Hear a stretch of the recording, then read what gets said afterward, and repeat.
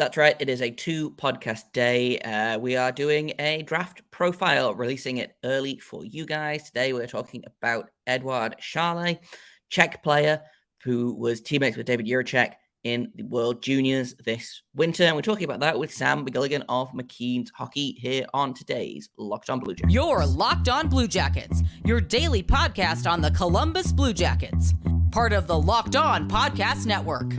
Your team every day.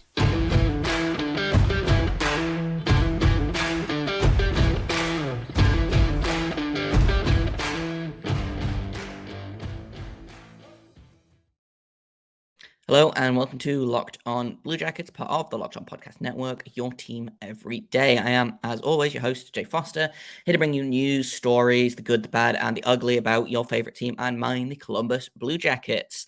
Like I said at the top of the show, we are doing a special 2-episode day today because I am traveling tomorrow and I might not have time to get one out. So we're going to do an evening show, and that is going to be a draft profile. That is something I recorded last week with Sam McGilligan of McKeen's Hockey that I really, really enjoyed, and I'm excited to share with you guys. It's about Eduard Šalé, Czech forward. Could he be available for the Blue Jackets with their shiny new second first-round pick of this draft? We're going to talk about that and more. So I'm just going to get right into my conversation with Sam because he is much better at this and smarter than I am. Let's hope the ice storm doesn't knock out my power. God, I hope so.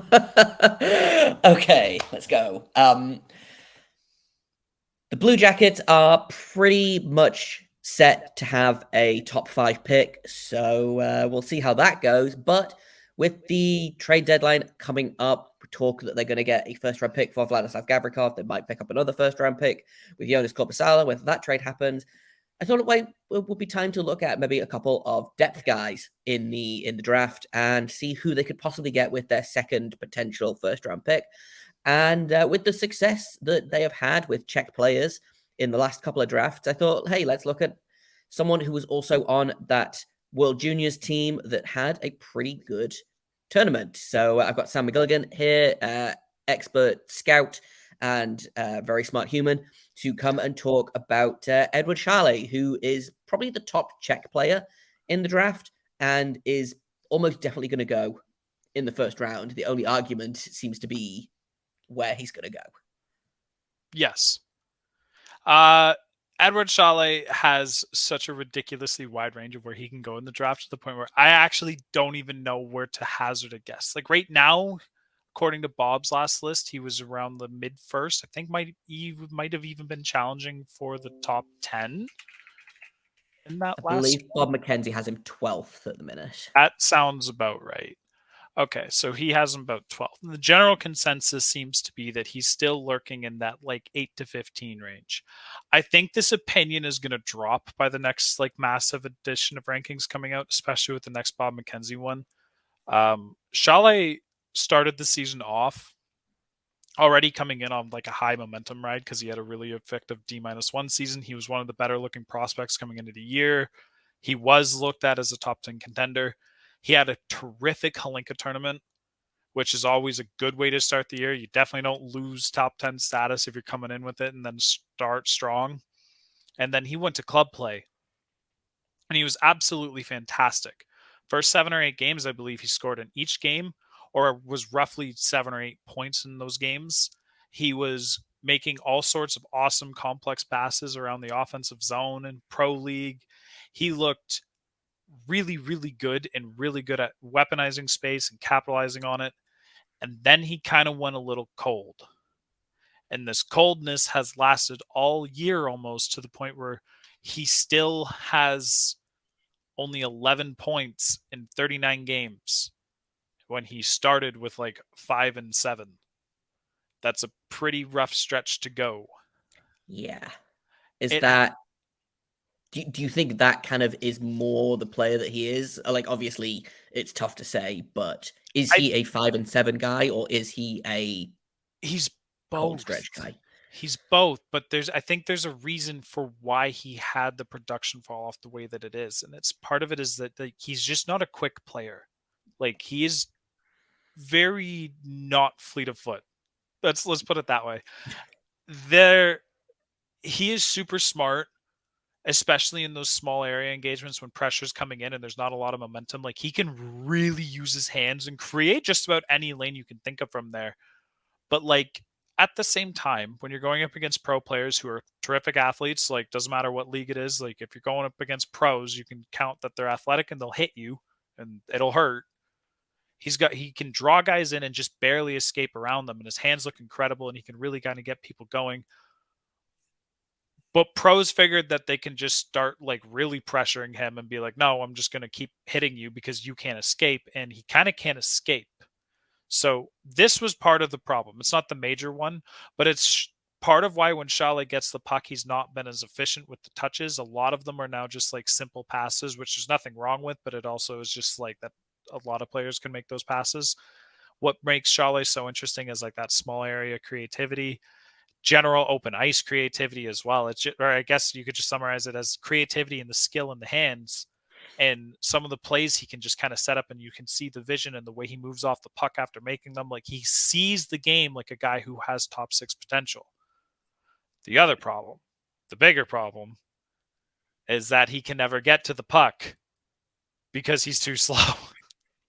And I don't mean this as like he makes up for this by just like he's coasting around the ice and like kind of doesn't look like he's putting in a lot of effort, but then he strikes at the right time. Like, there are slower players who make up for it like that. Like, they really know their timing windows. Šalé plays like he can get to every puck. Šalé misses a lot of these pucks. He is, and as a result, he's kind of the dude who shows up half a second too late to the new play or to the play, which means when it's time to go with the new play, he's getting there slower because the cost of going in early is that you have to waste that time getting back, and he's not really picking his chance. Like, he does sometimes, he picks his chances. Other times you just kind of see him chasing the puck around. Sometimes it's like this weird blend of a bunch of different things, but all of it can be summarized by still just he doesn't get the puck a lot. Like, we've tracked data. Will has tracked data. I tracked one of his games as well this year, actually, and it was not very active. There was just not a whole lot going on. In the early games, I remember watching, he was terrific with a lot of metrics in terms of getting transitions, completing passes, getting slot passes, just showing such a wide range of solutions to problems and getting really good results from it. And it's all kind of tapered off. The data shows it, the eye test shows it. And then when you're looking as to why, it's like, well, there's kind of a clear reason. Teams are just like, okay, Šalé's on the ice, just play with pace, and the guy can't kind of keep up. Like, don't give him time to do anything. Just make a decision and make him move his feet. And he's almost always behind the play as a result. I've got more of my conversation with Sam about Šalé, but first I've got to tell you about Built Bar, because I don't know about you, but I am a gremlin person, and I am always on the lookout for delicious treats, but I'm trying to eat a little bit healthier. So the best thing that I can do is go and grab a Built Bar. But what makes Built Bars so good? Well, for starters, they are covered in 100% real chocolate. They come in unbelievable flavors like churro, peanut butter brownie, coconut almond. They taste exactly like a candy bar, and only 130 calories and 4 grams of sugar with 17 grams of protein per bar.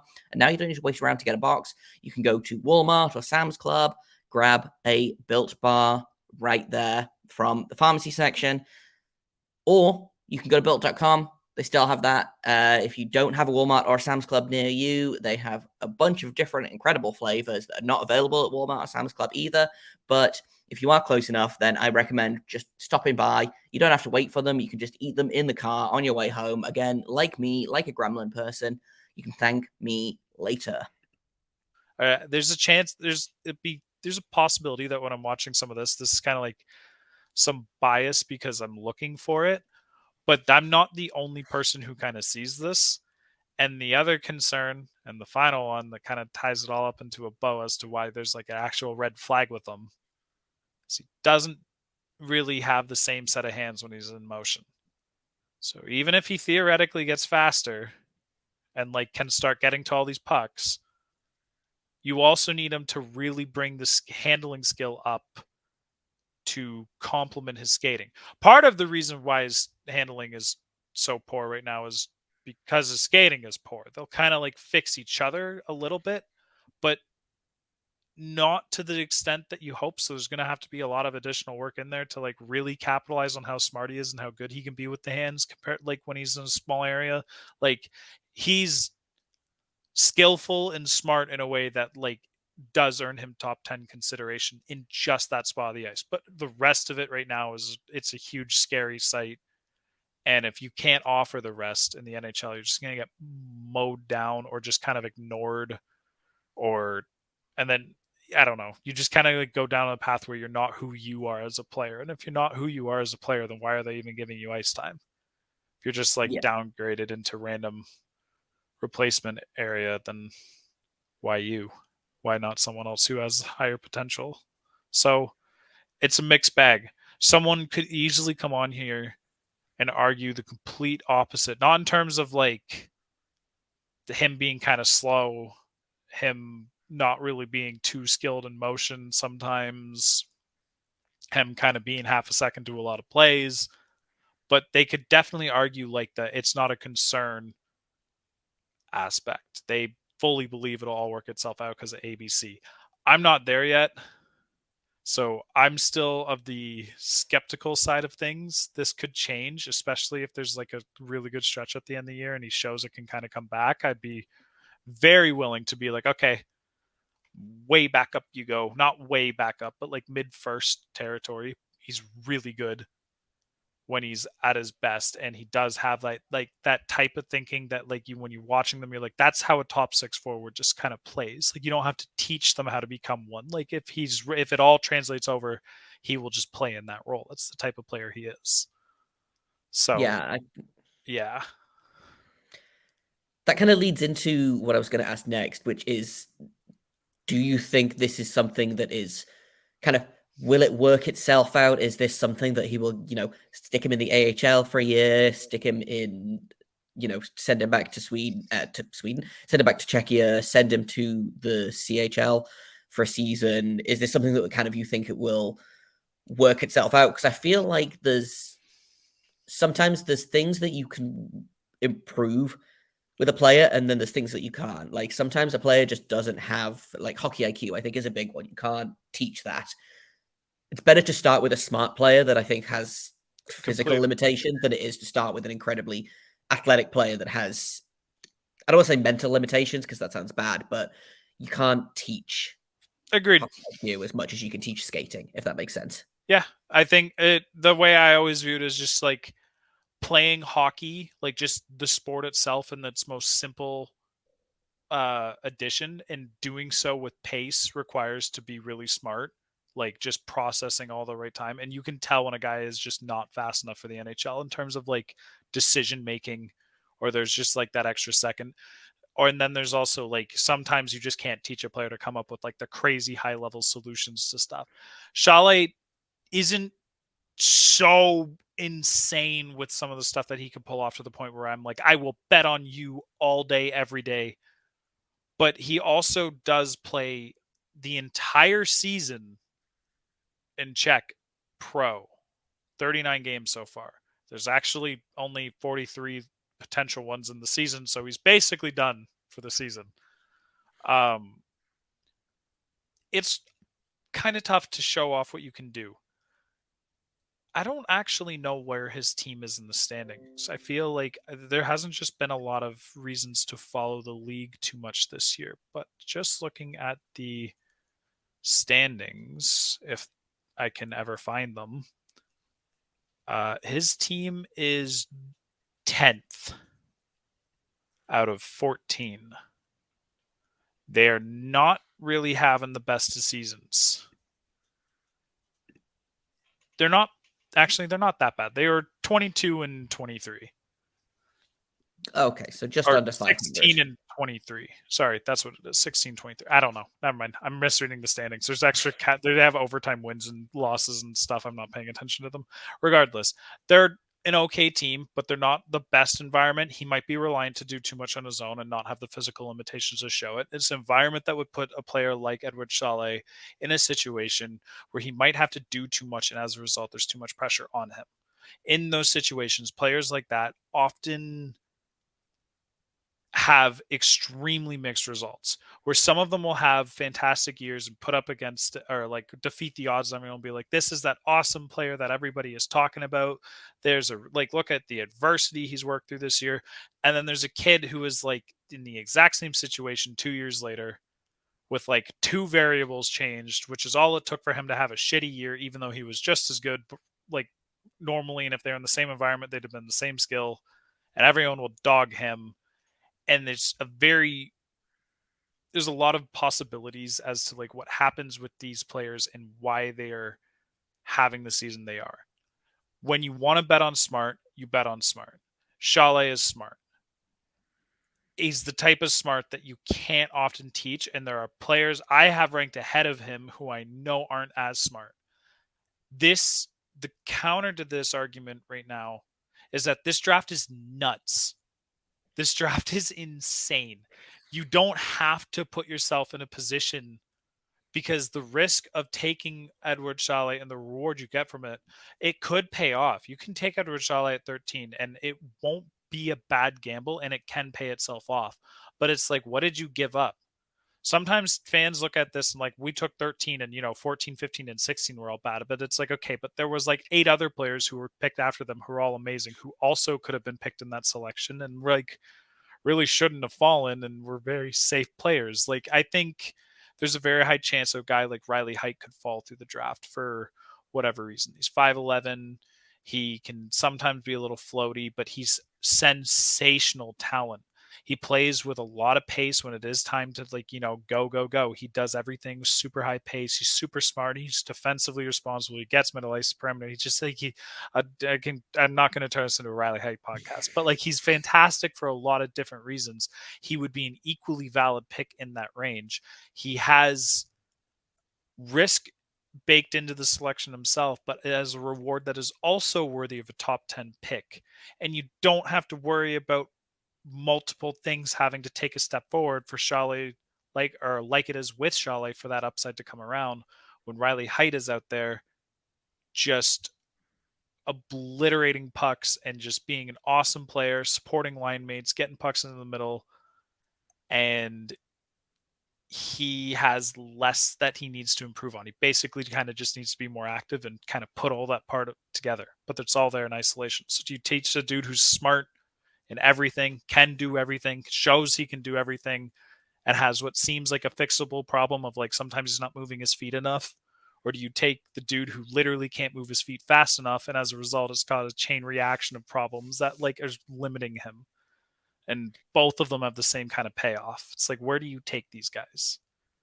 In a minute, I'm going to finish up my conversation with Sam about Šalé, but first, I've got to tell you about Indeed, because no matter how the last game went, anytime you take the field, you've got a shot at greatness. Give your team the best shot at winning by recruiting more MVPs with Indeed. If you're hiring, you need Indeed, because they are the hiring partner where you can attract, interview, and hire all in one place. You don't have to go to a bunch of different places, and you are guaranteed to find quality applications that meet your must-have requirements. And if you don't have to pay. Instead of spending hours on multiple job sites hoping to find candidates with the right skills, Indeed partners with you on every step of the hiring process. They've got great time-saving tools like Indeed Instant Match. They've got assessments. They've got virtual interviews. With Instant Match, as soon as you sponsor a post, you get a short list of quality candidates with resumes on Indeed that match your job description, and you can invite them to apply immediately. Plus, you only pay for applications that meet your requirements. I have been unlucky enough to have to job hunt a couple of times over the past year or so, and Indeed is the only place I use. So I don't know why it's not the only place that hiring people use. So start hiring right now with a $75 sponsored job credit to upgrade your job post at Indeed.com/locked-on. Offer is valid through March 31st. That is Indeed.com/locked-on to claim a $75 credit before March 31st. Indeed.com/locked-on. Terms and conditions apply. Need to hire? You need Indeed. Yeah, I think it probably comes down to like the team itself. and, what the Blue Jackets value in a player. And I feel like the Blue Jackets have a very specific, like, the Blue Jackets draft a lot of forwards that I feel like are all very similar. They go, They have a style. they have a brand. They have a And that brand. brand is kind of Kent Johnson of, maybe not the best player in the world, but has tons of skill. And so I don't know that Šalé necessarily fits into the Blue Jackets draft plans, but do you think he fits into the lineup as it stands? Like, Yes. could you see him playing with any Blue Jackets? Oh yeah, absolutely. Šalé is just like something that I do wonder is like Šalé is smart. He's the type of smart, and he's the type of player that might benefit from smaller ice because he's really smart. He can get off puck, or sorry, you can get open off puck. And when you're able to make reads on the same wavelength as guys like Johnny Gaudreau, Ken Johnson, and them, you can get open. All he needs is to just like a really valuable second with the puck to do the right thing, and it can get to a line mate in space. It can get to them when they're in stride, and get them into them. Get a puck through to the slot. There are a ton of different ways that Šalé could help around in this lineup. It doesn't always have to be in a play driving role. Like, you can just draft a good player who helps out in other ways and can kind of still play in your second line, even if he's more of like the third option. There's nothing like inherently wrong with it whatsoever. And he does kind of fit with Columbus's style of their bit heavy feet. The skating kind of limits some stuff as a result, but he's really smart. He's kind of really skilled at times. He can kind of really pull off some pretty nutty plays. He's really smart at like reading bodies and manipulating them, escaping pressure. These highs all kind of work together in the exact same way that I could see Columbus looking at Ken Johnson, Cole Sillinger, and going like, I like the best of that guy's game.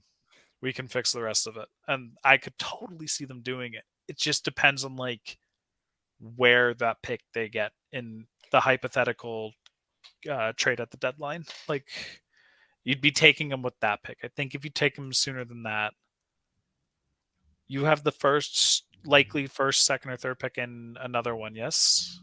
So currently they just have their own pick, but Okay. in theory they are going to have the first round pick that they get for Vladislav Gavrikov, which might be Boston's.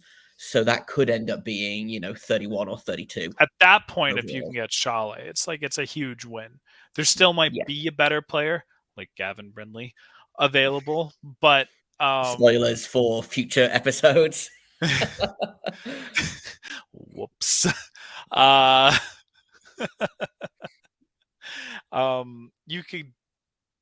You can never say anything bad about the team that takes Eduard Šalé at 31, 32. Right. Like, you need to pass on something like absurd, like Axel Sandin Pellikka somehow still being on the board, or Will Smith somehow falling through the whole draft. That's kind of like what it would take, like something like that, like Andrew Crystal or Zach Benson somehow falling through the whole draft. Like, if you take Eduard Šalé over that, you deserve to be yelled at. But if like other than that, it doesn't take much to start being able to argue him as a big player there. Personally, I think there's safety in other picks and similar upside. Maybe not the same top 6 upside, more skill style, but can still level of impact terms of upside that exists, and just quite a few players that you'll be able to get in that range. So you can still make the argument for them. I might make the argument for them at that point, but also at the same time as 31, I might be more willing to be like, man, I don't know, this could be a home run swing. Screw it. Yeah, I feel like once you hit, I don't know, it's different because this draft is so insane, but I feel like, in my experience of paying attention to the draft anyway, once you hit like 25, anything after that being a success is like, hey, money in the bank, Yeah, I so think you can go for the safety. Yeah. And where it's do you rewarding. have Šalé ranked? I know we talked about this a little bit off mic, but 28 apparently. Yeah, so that feels like that's right in that range of where the Blue Jackets are likely, if this trade with Boston goes through, which it might not. It's still all very up in the air. We are recording this Wednesday, February 22nd. Yes. I don't know when it's going to air, but, it could things could change. I wouldn't be surprised if they trade him while I'm recording, because that's how this works. But as it stands right now, if Boston is likely going to be in that kind of 26 to 30, 32 range. So Šalé not out of the realm of possibility for the Blue Jackets. Yeah. I wouldn't be upset. No. Like I said, we've had success with Czech players. David Jiricek had a monster world champion. World Juniors. Jiricek is Stanislav Svozil exceptional.